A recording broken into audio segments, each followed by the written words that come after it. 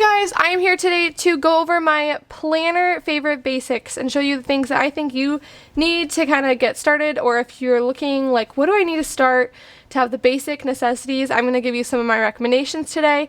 Obviously, these are just my opinions. These aren't like what you need to get started, honestly. If the first thing that I'm just going to say is you just need to get a planner to start. It doesn't have to be an Accordion.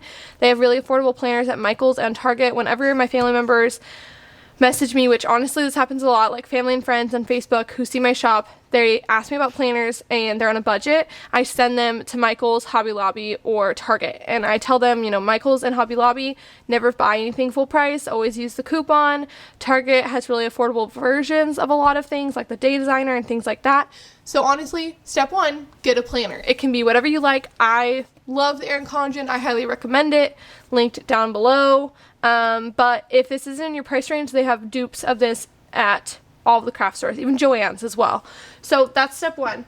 Then kind of getting into like pens and things, because at least you need to write. I'm not going to go into like, oh, stickers and all that kind of stuff, but this is like more of a tools, like the basic things. So I pulled out a bunch of my favorite pens. Again, you're not going to need all of these, but I will say one that I highly recommend getting because of vinyl stickers, and they're very particular. It's not like most stickers you can write with almost any pen, like all of these, but vinyl stickers, I highly just recommend getting the Sharpie Fine Point. This is the Ultra Fine Point retractable, and so it has this clicker, and this is what I use on all of my CAD stickers or Cricut Paper Co., any of the vinyl, Libby & Co., all those kind of things. So these are really cheap. You can get these in packs. Highly recommend getting some Sharpie Ultra Fine Point.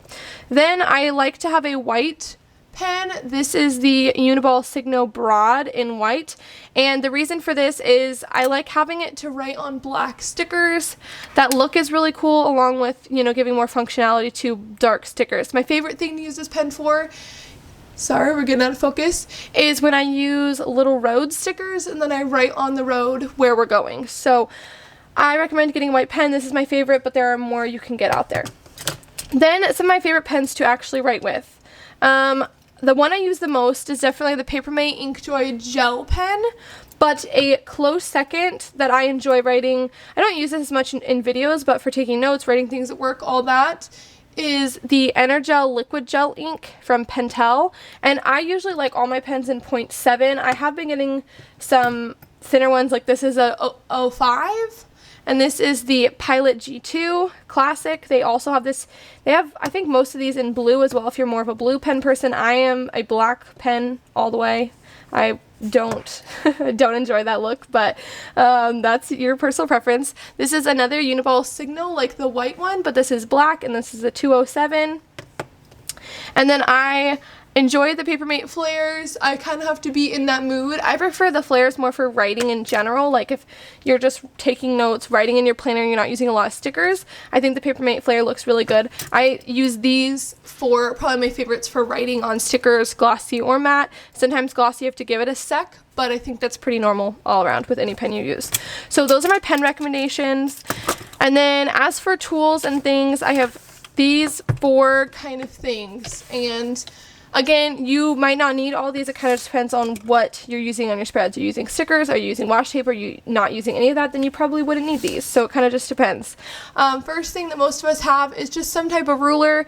I use this small Kate Spade one just because it's small and it can kind of work with one side of the planner at a time instead of having like a honking ruler. But most of the time, if you buy like an Accordion, you get a ruler with it. So that's just one thing that I like to have, is a straight edge.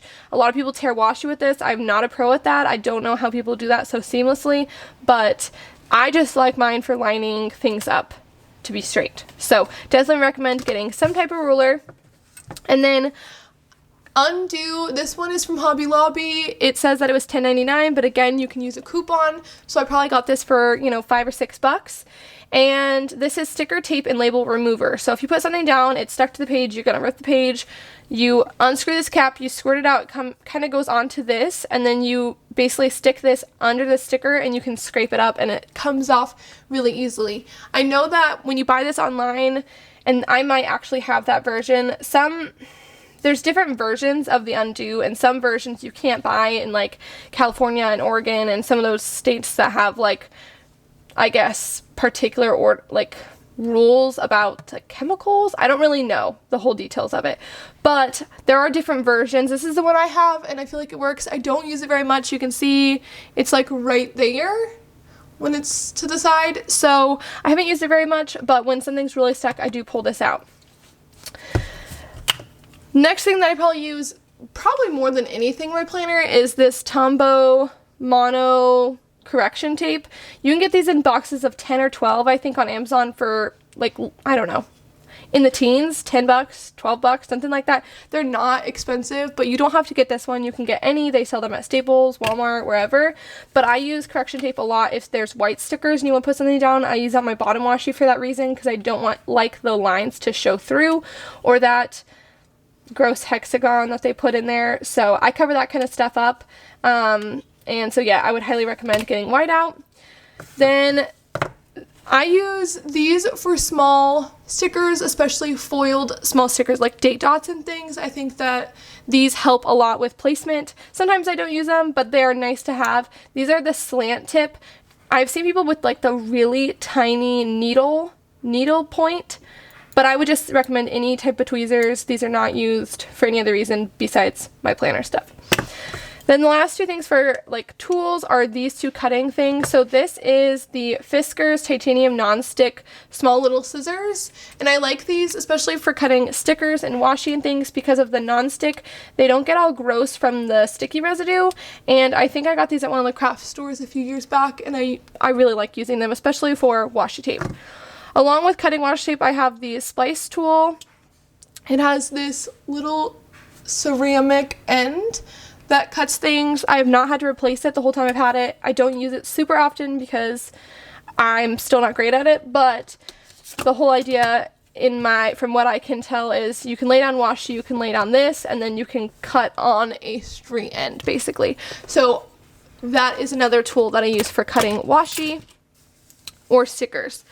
Then the last three things I'm going to talk about are sticker storage. These are just kind of my main things. I also have some other types of organization, but if you're just getting started, you're looking for an easy way to store your stickers, first thing I'd recommend, this is kind of new to me and I wish I had this like when I first started, is this reusable sticker book. So basically the pages, when you stick stickers, they just act like they're on a sticker sheet again, and this made organizing leftovers and freebies so easy for me. I put all my freebies on here, and I come in here, you see me a lot in videos like grabbing appointment labels and things. It just basically makes you a huge book of multicolor for leftovers, and I want to say that I paid like $15 for this on Amazon, and they are handmade, so I got to choose the cover. I chose this rainbow print and I really like it. So you can also get 8.5 by 11 ones, but I had gotten the smaller one. I might end up getting a bigger one for all this functional stuff in the future, but we'll see. So highly recommend getting a reusable sticker book.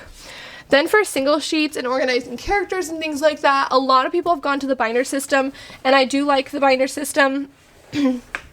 And I might look into switching some of my things to that for single sheets, but as of now, I use my binder system just for kits, and then I use all my single sheets are in a drawing unit that I got at Michael's, and these Container Store 13 pocket accordion receipt files. They also have a larger version that is like an 8.5 by 11 version, so when you're buying this on the website, make sure you're getting the smaller receipt files.